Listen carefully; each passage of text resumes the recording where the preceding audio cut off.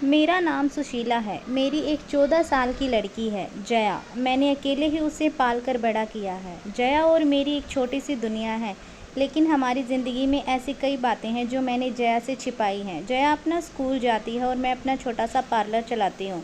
ज़िंदगी हम दोनों की आराम से कट रही है। हमें एक दूसरे के अलावा कभी किसी की ज़रूरत नहीं पड़ी, लेकिन उस दिन के बाद शायद हमारी ज़िंदगी में फिर कोई आने वाला था।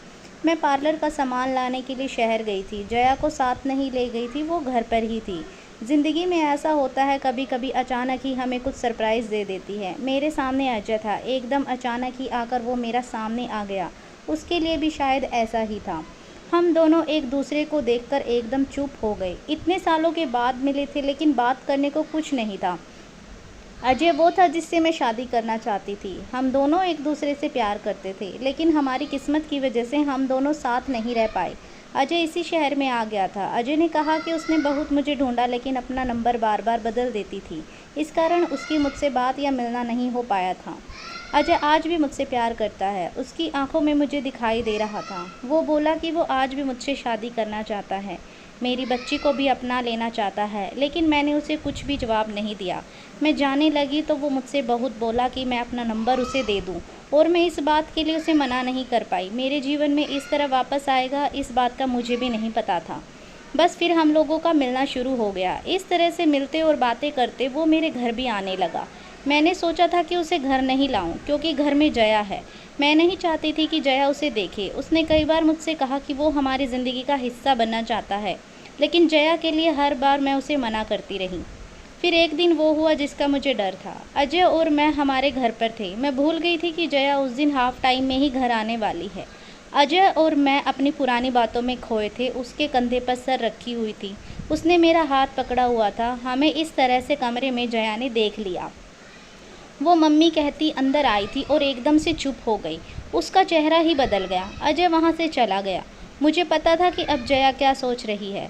हमेशा खुश और मस्ती करने वाली मेरी बेटी आज चुप थी। मेरी हिम्मत भी नहीं हो रही थी कि मैं उसको जाकर समझाऊं, उसे वो सब बताऊं जो आज तक मैंने उसे नहीं बताया। मैंने शाम तक का इंतज़ार किया। जया बहुत ही अच्छी बच्ची है। उसने खुद आकर मुझसे बात की। उसने पूछा, यह कौन थे? अगर आप मुझसे कुछ बात करना चाहती हैं तो कर सकती हैं।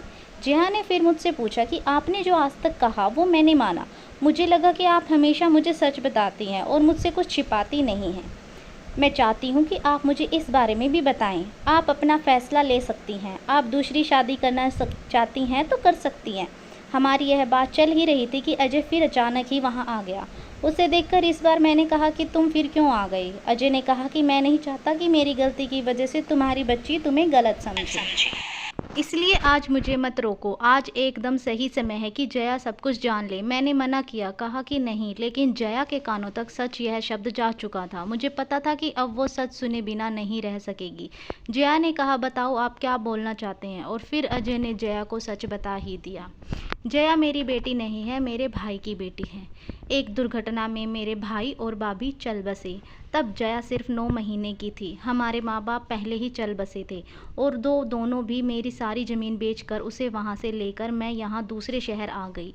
अजय ने कहा, यह है तुम्हारी बुआ है, और हम दोनों की शादी होने वाली थी, सिर्फ तुम्हारे लिए कि तुम्हारा प्यार बांटने कोई और नहीं आ जाए। इसने मुझसे शादी नहीं की। मैंने बहुत समझाया, लेकिन ये नहीं मानी। तुम्हारे अलावा और कुछ दिखाई ही नहीं दे रहा था। बहुत सालों बाद मिले तो हम एक दूसरे से बात करे बिना नहीं रह पाए, और मैं इसे आज भी कह रहा हूँ, लेकिन अभी भी यह मना करती है। जया सुनकर मेरी तरफ देखती है और पूछती है, यह क्या बोल रहे हो? कहो कि यह झूठ बोल रहे हैं। मेरी आंखों से आंसू निकलने लगे।